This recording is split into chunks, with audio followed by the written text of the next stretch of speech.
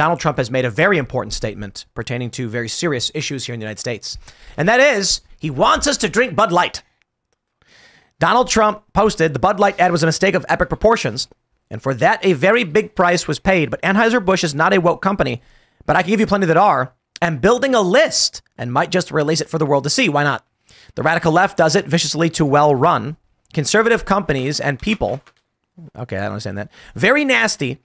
But it's the way they play the game. On the other hand, Anheuser-Busch spends $700 million a year with our great farmers, employ 65,000 Americans, of which 1,500 are veterans, and is a founding corporate partner of Folds of Honor, which provides scholarships for families of fallen servicemen and women. They have raised over $30 million and given 44,000 scholarships. Anheuser-Busch is a great American brand that perhaps deserves a second chance. What do you think? Perhaps instead, we should be going after those companies that are looking to destroy America. Well, I will pause there, good Sir Donald Trump, as much as I'm looking forward to voting for you. You are a far from perfect candidate. Anheuser-Busch is not an American company. Thank you and have a nice day. It's a Belgian company. It's owned by InBev. Right. AB it's not an American company. And I can respect his view. And I think the reason he's doing it is Anheuser-Busch probably does give a lot of money. And so a lot of politicians are like, we need the money coming from Anheuser-Busch. And now Donald Trump has come out and said it is time to end the boycott. It's time to give in to the global fascism. What say you, panel? All in favor of ending the Bud Light boycott, so saith Donald Trump? I don't even care because I don't drink beer. Yeah. If I was in a situation and someone handed me a beer and it was Bud Light, I would drink it. I'm not going to buy the stuff. That's where I'm at. So unless I didn't want to drink it, then I wouldn't. Many people have responded directly to the post saying, no, not until there's an apology. And yeah, I 100% agree. Fair. I don't know if you guys saw the Super Bowl ad they made. Mm-hmm. Isn't it really stupid that they put Super Bowl ads out before the Super Bowl now? Yeah, that was what I was thinking. What? Silly. I think we broke Bud Light. I think we broke them. I think there's like a guy sitting in like the marketing department in his underwear smoking cigarettes with like bags under his eyes, rocking back and forth. I want to smoke cigarettes. Refreshing his feed over and over and over. Yeah, just so basically they did this ad campaign with Miles Teller and some woman, I don't know who she is, and she's on hold. And he's like dancing towards her with 2 cans of Bud Light. And then they dance together and then laugh and drink Bud Light in their living room at like 9 in the morning or something. I don't know. I don't know what time it's supposed to be in the commercial, but it's stupid anyway. They're both not at work, so I'm assuming it's maybe late. But it's cringe and everyone made fun of them for it. A few months later, they launched the Dylan Mulvaney thing and nuke their own company. Trying to recover, they launched a partnership with Harley Davidson. We're manly beer. We drive motorcycles. And everyone made fun of them. And then I can't remember who it was. Well, they got made fun of. Then they partnered with UFC, and everyone made fun of them. Sean Strickland came out, said, I'm going to fix you, and many people started saying, hey, look, it's fine. Joe Rogan was like, who cares? The beer's fine. Then they sponsored Shane Gillis. And Shane Gillis is not a woke comedian. They, I don't know what capacity they're working with him, but he got canceled for, I think he was doing like an Asian accent. And still, people are like, I don't know. He got canceled for doing an Asian accent? Yeah. So goofy. That's what it was, right?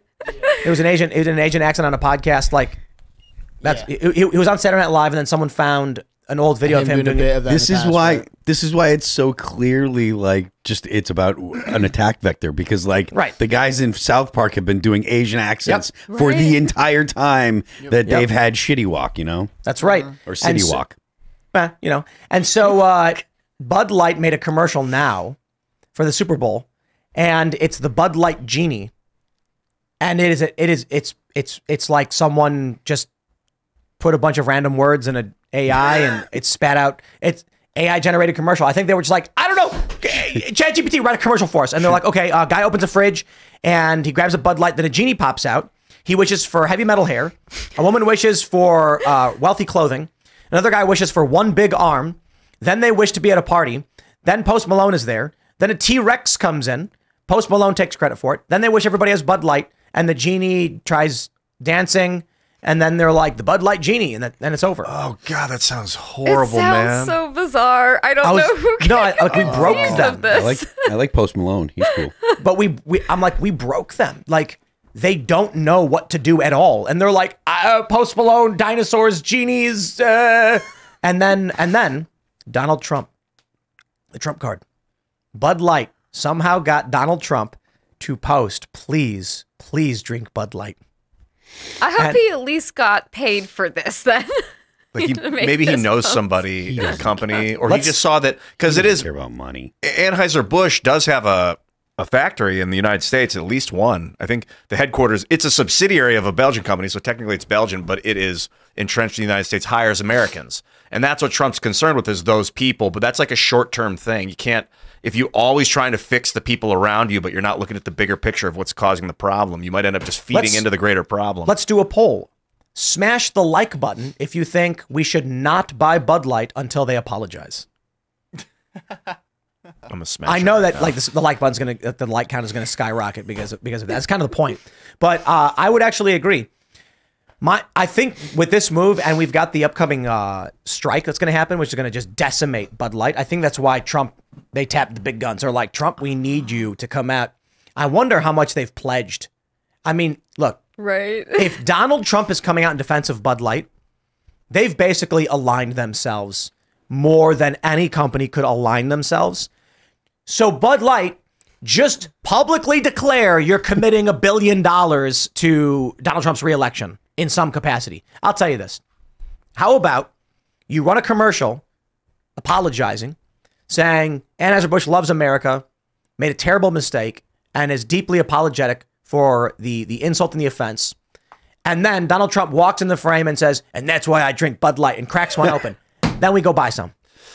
It's just like, please accept my apologies so that our global corporations can take you over. Like, no. Thanks, I'm done. I learned my lesson. It's like a bad relationship. I'm never going back. I've already made my move, you know? Why doesn't Donald Trump post Donald Trump should come out and be like, everyone go buy conservative dad's ultra right. Right? Why aren't we building the parallel economy up? Yeah. That's a question I ask myself whenever people are like, why are you not voting for Donald Trump? I go to come to questions like, why is he not tapped into what's really going on? Why is he like still corporate? Why is he still playing with the big money guys? And because he's a million.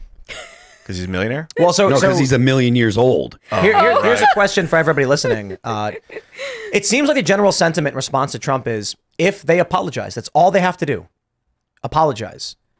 For those that drink beer, and for those that drink a lot of it, because Bud Light's not I'm basically trying to say, like, if you're going to the bar with your friends, I'm not going to, I wouldn't order Bud Light ever, even before the boycott. Yingling. Okay, if we're gonna get a beer, it's gonna be a Yingling maybe. I had one of those with Seamus over the last week. It was nice. They're great. What's up, Seamus? And if they only had like your traditional Blue Moon, perhaps.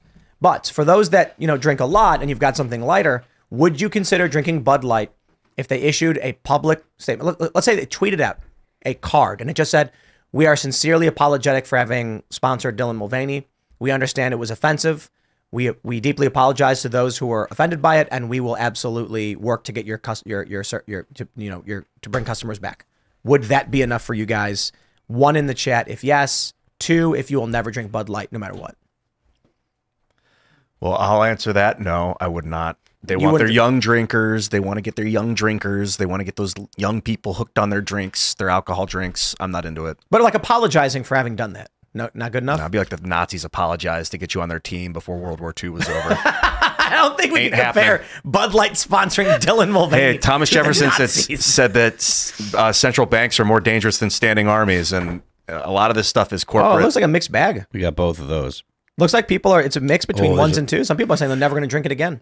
2 is never going to drink it again, right? Yeah. Yeah, there's they said wow, it's 2. Everyone's just basically saying no, never again. Yeah, a lot of 2s. Wow. Even with an apology, it's no good. Yeah, but the chat here on YouTube, it is definitely it's got a negative bent on it. Yeah. We're influencing it in real time. It's got a negative bent on it. They generally are kind of like no people. What did Luke say? Did you say Luke? Luke said he wasn't going to do it. Okay, hold on. What if they apologize with a video from James Lindsay, which opens with him saying, him standing next to the CEO of InBev, apologizing for having sponsored Dylan Mulvaney explicitly, saying they truly did not understand the nature of gender ideology and these far left fringe policies and how they were affecting the business. Now that they see how wrong it was, they would like to give the next 20 minutes of their airtime to James Lindsay to explain the problem of Marxism, cultural Marxism, far-left gender ideology, and racial ideologies in our schools, in our universities, in our politics. Take it away, James. Would you then buy a Bud Light? If that was if at the Super Bowl, like yes, Super Bowl, yeah, I would, because I know James Lindsay would be a complete jerk for like the first 5 minutes. Oh, he'd be so savage funny. in that first 5 minutes on that. Yeah, and I'm trying to not swear too. I was just trying to come up with like what's the antithesis of Dylan Mulvaney? Like what is the opposite of what you could do? Probably that. James Lindsay giving a lecture on the problems of these woke ideas. I think it would be the opposite. It would be like a real woman giving a lecture on it. That would be the opposite. Like an actual vagina haver. Just like a busty woman being like, "We're so sorry." Big hooters, big hooters that has had sex with real man before, you know. Very different. Normally, my victory condition is if they sell the company. Everyone's got the one now. If they were to sell the Anheuser-Busch back to an American owner, I'd consider buying from their company again. But what you're saying, like if they did do that with James Lindsay and they did like a campaign to educate people, I'd be open to that. Is InBev owned? It's traded on the stock market. AB InBev? Yeah, I think it's a public. If it's traded on the stock market, it's not really an American or foreign company. I mean, the owners are whoever owns the stock, you know? Yeah. Their headquarters is in Belgium. It's in Leuven, Belgium. But I mean, they sell things all over the world. They stop being like nowadays. It is really true that there are, you know, transnational, you know, companies that actually transcend nation and like Japanese car producers are a huge example of that. Like Toyota, et cetera. All those companies, most of them are made Happy in the US Technical too. Tuesday for those who celebrate. Thanks for watching this clip from the Timcast IRL podcast. Hang out with us live Monday through Friday at 8 p.m.